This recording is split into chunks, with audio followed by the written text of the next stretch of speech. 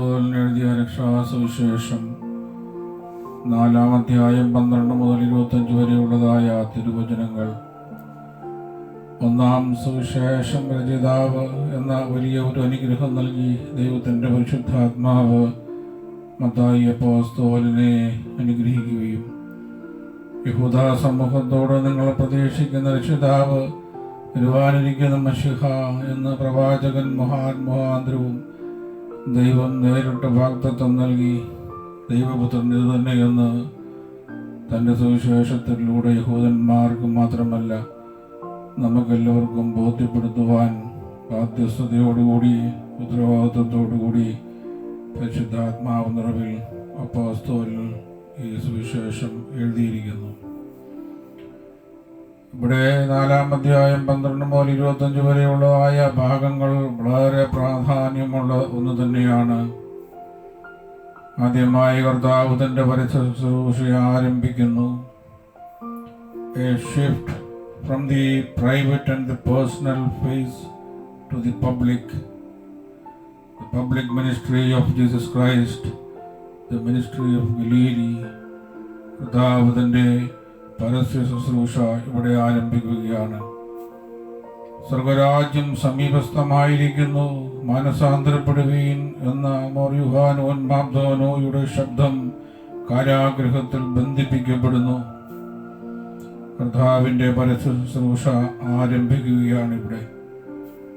ഞാൻ കുറയുന്നു, അവൻ വളരുന്നു.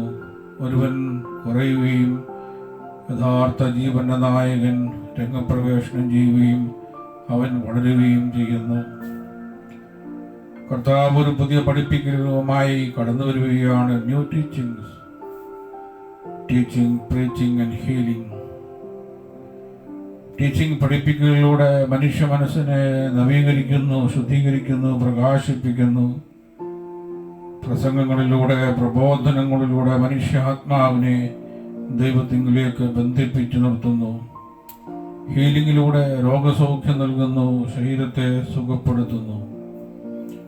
ശരീരവും മനസ്സും ആത്മാവും ഒന്നായി നിന്നുകൊണ്ട് പരിശുദ്ധാത്മാവിൽ ദൈവത്തിൻ്റെ ക്രമീകൃതമായ ഒരു നിലപാടിൽ, ഒരു പൂർണ്ണതയിൽ ഈ ഒരു പുതിയ പഠിപ്പിക്കലുകളാണ് സ്വർഗരാജ്യത്തിൻ്റെ സ്ഥാപനത്തിന് വേണ്ടിയും തൻ്റെ പിതാവിൻ്റെ ദൈവത്തിൻ്റെ വലിയ സ്വപ്നത്തിന് വേണ്ടിയും ഉള്ള കർത്താവിൻ്റെ പുതിയ പഠിപ്പിക്കലുകൾ തുടങ്ങുകയാണ്.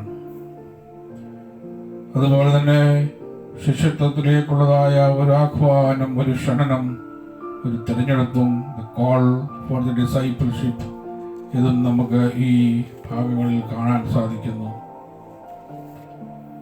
മോർ യോഹന്നാൻ മാബ്ദോനോ കാരാഗൃഹത്തിലേക്ക് തടവിൽ ബന്ധിതനാകുന്നു.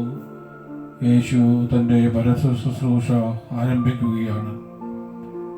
700 വർഷങ്ങൾക്ക് മുമ്പ് യെശയ്യാ പ്രവാചകൻ മുഖാന്തരം ദൈവം അരുളി ചെയ്തത് നിവൃത്തിയാകുവാൻ തക്കവണ്ണം ഇതാ സെബൂലൂന്റെയും നഫ്താലിയുടെയും കടൽക്കരയിലും യോർദാൻ അക്കരെയുള്ള നാട് ജാതികളുടെ ഗലീലയും ഇങ്ങനെ ഇരുട്ടിൽ ഇരുന്ന ജനം വലിയൊരു പ്രകാശം, വലിയൊരു വെളിച്ചം കണ്ടു. മരണത്തിന്റെ ദേശത്തിലും നിഴലിലും ഇരിക്കുന്നവർക്ക് പ്രകാശം ഉദിച്ചു. അന്ന് മുതൽ യേശു സ്വർഗരാജ്യം സമീപസ്ഥമാകയാൽ മാനസാന്തരപ്പെടുവീൻ എന്ന് പ്രസംഗിച്ചു തുടങ്ങി. ഇവിടെ സെബൂലൂനും നഫ്താലിയും സമീപസ്ഥമായ മനോഷ്യം ഉൾപ്പെടെയുള്ളതായ ഭൂപ്രദേശങ്ങൾ, ഒരു ഭൂമി ശാസ്ത്രപരമായി ആ ഭൂപടത്തോടുകൂടി നാം ശ്രദ്ധിച്ചാൽ ഇതിൻ്റെ നടുക്ക് ഒരു ഹൃദയരൂപത്തിൽ, ഹൃദയഭാവത്തിൽ, ഹൃദയപസരിപ്പിൽ ഗലീല കടൽ കാണുവാൻ നമുക്ക് സാധിക്കും. ഗലീല കടൽ അതിൻ്റെ തീരങ്ങളിലും ചുറ്റുപാടുമുള്ളതായ ഈ ഭൂപ്രദേശങ്ങളെയും സന്തോഷിപ്പിക്കുകയും ശുദ്ധീകരിക്കുകയും ജീവിതോപാധ്യങ്ങൾ നൽകുകയും വാണിജ്യ കേന്ദ്രമായി സ്വയം നിലനിൽക്കുകയും ശോഭിക്കുകയും ഒക്കെ ചെയ്യുന്നു. ഈ ഒരു കാലഘട്ടത്തിൽ ഒരു വലിയ സ്നേഹസാഗരമായി ഗലീല കടലിങ്ങനെ നൽകുകയാണ്. കർത്താവ് തൻ്റെ പരസ്യ ശുശ്രൂഷ ആരംഭിച്ചുകൊണ്ട്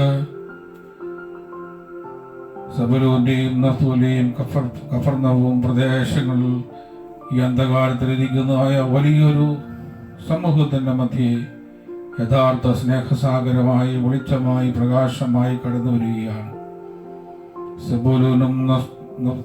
സെബൂലൂനും നഫ്താലിയും യാക്കോബിൻ്റെ 12 മക്കളുടെ പേരുകളല്ലേ, അവരുടെ പിന്മുറക്കാർ അധിവസിക്കുന്നതായ ഭൂപ്രദേശവുമാണ് ഇത്. തൻ്റെ സഹോദരൻ ജോസഫിനെ മിസ്രയീമിലേക്ക് വിൽക്കുവാൻ കൂട്ടുനിന്നതായ സെബൂലൂനും നഫ്താലിയും അതിൻ്റെ വലിയ ബാധ്യതകൾ പേറുന്നവരുമാണ്. പിന്നീട് ജോസഫ് മുഴുവൻ ഇസ്രായേലിൻ്റെയും രക്ഷകനായി കടന്നു വന്നതുപോലെ ഇന്ന് യഥാർത്ഥ വെളിച്ചമായ കർത്താവായ യേശു ക്രിസ്തു കടന്നു വരികയും പ്രകാശത്തിൻ്റെ അനുഭവത്തിലേക്ക് ഈ ജനതയെ നയിക്കുകയും ചെയ്യുകയാണ്. നഫ്താലിയുടെയും സെബൂലൂന്റെയും ചരിത്രം പരിശോധിച്ചാൽ ഈ ഭൂപ്രദേശത്തോടുകൂടെ യുദ്ധത്തിൻ്റെയും പട്ടാളക്കാരുടെയും യുദ്ധവീരന്മാരുടെയും യുദ്ധകുതിയന്മാരുടെയും നിത്യസഞ്ചാരപാതയായിരുന്നു. അതുകൊണ്ട് തന്നെ ഈ യുദ്ധമറവുകളുടെയും യുദ്ധ ഭീകരതയുടെയും വലിയ രോദനങ്ങളും ദുഃഖങ്ങളും പേറുന്നതായ ഒരു ജനസമൂഹമായിരുന്നു ഇവിടെ വസിച്ചിരുന്നത്. പിൽക്കാലത്ത് ബാബിലോണിയരുടെയും ആസുറിയാക്കാരുടെയും ഒക്കെ താവളവും അങ്ങനെ അവരുടെ അന്യ ദൈവ സംസ്കാരവും ഈ ഭൂപ്രദേശത്തെ മലിനമാക്കി അന്ധകാരത്തിലേക്ക് ഇതിനെ എത്തിച്ചു. മരണത്തിൻ്റെ നുഖത്തിൽ, മരണത്തിൻ്റെ കീഴിൽ ഈ ജനസമൂഹം ജാതികളുടെ വലിയൊരു സമൂഹമായി ഇങ്ങനെ നിൽക്കുകയാണ്. ഇവിടെ കർത്താവിൻ്റെ ദൈവത്തിൻ്റെ ഒരു വലിയ തിരഞ്ഞെടുപ്പ് നമുക്ക് കാണാൻ സാധിക്കും. ദൈവം ഈ പ്രദേശത്തേക്ക് തന്നെയാണ് തൻ്റെ പരസ്യ ശുശ്രൂഷ ആരംഭിച്ചുകൊണ്ട് കടന്നു വരുന്നത്. ജെറുസലേം, യഹൂദിയ, സമരിയ തുടങ്ങിയ വൻ പട്ടണങ്ങൾ തിരഞ്ഞെടുക്കാതെ ദൈവം താരതമ്യേന ഈ ചെറുപട്ടണങ്ങളെയാണ് തിരഞ്ഞെടുത്തത്. ദൈവം ചെറുതിൽ വലുത് കാണുമ്പോൾ മനുഷ്യർ വലുതിൽ മാത്രം ആശ്രയിക്കുന്നു. ലൗകികരായ മനുഷ്യർ വലുതിനെ മാത്രം നോട്ടമിടുകയും വലുത് മാത്രം ദർശിക്കുകയും അതിൽ മാത്രം ശ്രദ്ധിക്കുകയും അത് നേടിയെടുക്കുവാനുള്ളതായ വലിയ പ്രയാണത്തിൽ വലിയ അപകടങ്ങളിലേക്ക് ചെന്ന് ചാടുകയും വലിയ ബുദ്ധിമുട്ടുകളിലേക്കും പ്രയാസങ്ങളിലേക്കും ദുരന്തങ്ങളിലേക്കും ചെന്നുപെടുകയും ചെയ്യും. എന്നാൽ ദൈവത്തിൻ്റെ തിരഞ്ഞെടുപ്പോ ചെറുതിലായിരുന്നു, അതിൽ ശ്രേഷ്ഠത കണ്ടെത്തുകയും ചെയ്തു. ഇന്ന് നമുക്ക് നമ്മോട് തന്നെ ഈ നഫ്താലിയെയും സെബൂലൂനെയും നമ്മോട് തന്നെ ചേർത്ത് നിർത്തിയാൽ അങ്ങനെ നാം തന്നെയാകുന്നുവല്ലോ ഈ നഫ്താലിയും സെബൂലൂനും. ഈ അങ്ങനെ അന്ധകാരത്തിലിരിക്കുന്നതായ ഒരു വലിയ ജനം. കർത്താവിൻ്റെ തേജസ്സുള്ള സുവിശേഷം നമ്മെ പ്രകാശത്തിലേക്കും നിത്യാനന്ദങ്ങളിലേക്കും നയിക്കും, സംശയമില്ല. അതുപോലെ തന്നെ ശിഷ്യത്വത്തിലേക്കുള്ളതായ ഒരു വിളിയും ഒരു ക്ഷണനവും നമുക്കിവിടെ കാണുവാൻ സാധിക്കും. Call for the discipleship. അങ്ങനെ കഫർനഹൂം കേന്ദ്രമാക്കിക്കൊണ്ട് നഫ്താലിയുടെയും സെബൂലൂന്റെയും അതിർത്തികളിലൂടെ ഗലീലാക്കടലിന്റെ തീരങ്ങളിൽ വെച്ച് കർത്താവ് പത്രോസിനെയും അന്ത്രയോസിനെയും സെബെദീപുത്രന്മാരായ യാക്കോബിനെയും യോഹന്നാനെയും തിരഞ്ഞെടുക്കുകയാണ്. അവര് സകലതും ഉപേക്ഷിച്ചു, വല ഉപേക്ഷിച്ചു, പിതാവിനെ ഉപേക്ഷിച്ചു, സ്വന്തക്കാരെ ഉപേക്ഷിച്ച് അവരുടെ സാമ്രാജ്യങ്ങളെയും സൗകര്യങ്ങളെയും ഉപേക്ഷിച്ച് അവൻ്റെ പിന്നാലെ പോവുകയാണ്. കർത്താവിൻ്റെ വിളി കേട്ട് സകലതും ഉപേക്ഷിച്ചതായ ഒരു വിടുതലിൻ്റെ എല്ലാം ഉപേക്ഷിക്കുന്നതിൻ്റെതായ ഒരു അനുഭവമാണ് ഇവിടെ കാണുന്നത്. ഇത് തന്നെയാണല്ലോ ഭാഗ്യവാനായ പൗലോസ് അപ്പോസ്തലൻ ഇതിൻ്റെ പൂർണ്ണതയിൽ ഞാൻ നല്ല ഓട്ടം എൻ്റെ കർത്താവിന് വേണ്ടി ഓടി എന്ന് പൗലോസ് അപ്പോസ്തലൻ പറയുന്നത്. യേശു അവരോട് പറയുന്നു, I will make you fishers of men.